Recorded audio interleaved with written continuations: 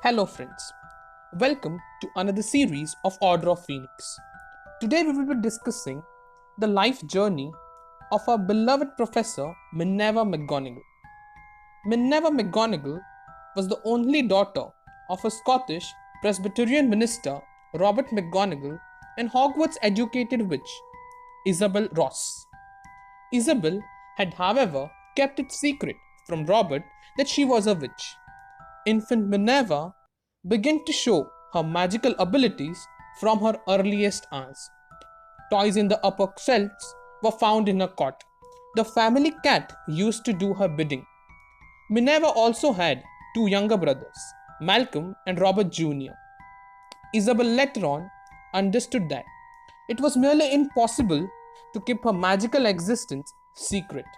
She was in tears and confessed to her loving husband that she was a beautiful witch. Robert loved his wife no less. Robert, but that trust was never the same. Minerva was very close to her Muggle father and resembled many of his character traits.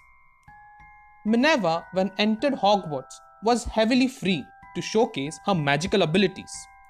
In her first year at Hogwarts, she proved to be a hot stare.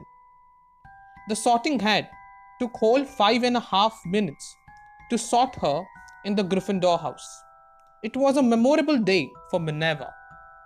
She was also outstanding student in her academics as well as Quidditch. She showed a particular taste for transfiguration. According to her, transfiguration is one of the most complex and dangerous magic taught at Hogwarts. She performed very well and achieved an impressive record, top grades in OWLs and Newts. Prefect, head girl, and winner of the Transfiguration today's most promising newcomer. Under the intelligence of her mentor and teacher, Albus Dumbledore, she managed to become an animagus, a tabby cat with square spectacles markings around eyes. She was a gifted Quidditch player, but had lost with Slytherin in her final year and was more keen till Harry's time to see the Slytherins lose. After graduation from Hogwarts, she received a job at the Ministry of Magic, London, Department of Magical Law Enforcement. Before joining the ministry, she went to her home in Scotland to spend a very nice summer, where she eventually fell in love with a farmer boy named Dougal McNair.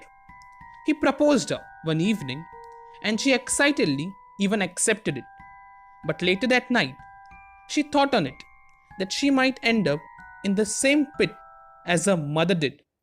Next morning, she had to refuse his marriage proposal without giving any valid reason, and with a heavy heart, she returned to London. She didn't much enjoy her new home and workplace.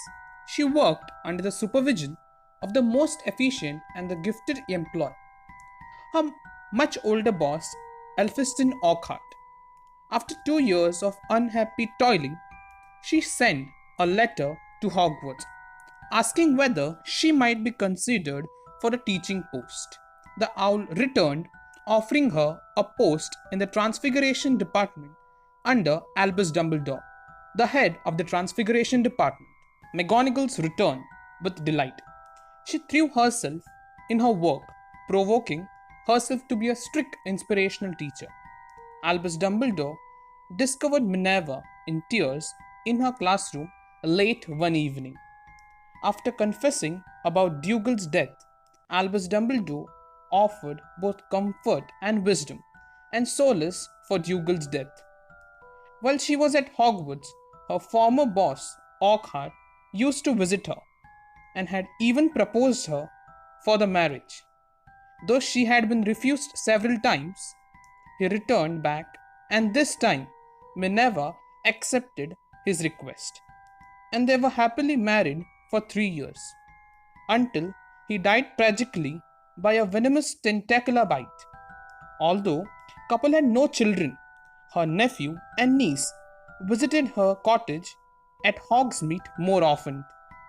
After Elphiston's death, Minerva returned to Hogwarts Castle. During the First Wizarding War, she chose not to join the Order of Phoenix, but used to bring important information to the Aurors about the Death Eaters by using her unique animagus form. She had also helped to protect the Philosopher's Stone. She also protected Harry when Sirius Black entered the Gryffindor Tower. Minerva rebelled the medieval methods of teaching used by Dolores Umbridge when she became High Inquisitor at Hogwarts. She firmly joined the Order of Phoenix for the Second Wizarding War. She firmly joined the Order of Phoenix for the Second Wizarding War. She fought quite valiantly during the Battle of Astronomy Tower and during the Battle of Hogwarts. She had even fought with the Dark Lord. She was highly devastated by the death of Albus Dumbledore. She fought quite bravely with the Death Eaters, and she was the one to force Severus Snape to take up to his heels. Hogwarts ended. She resumed her post as the headmistress of Hogwarts and hoped that she would perfectly maintain the love, care, and freedom and standard of our beloved school, Hogwarts, School of Witchcraft and Wizardry. With this, I take a leave of you all. Like, share, and subscribe to our channel, and stay tuned for such valuable content.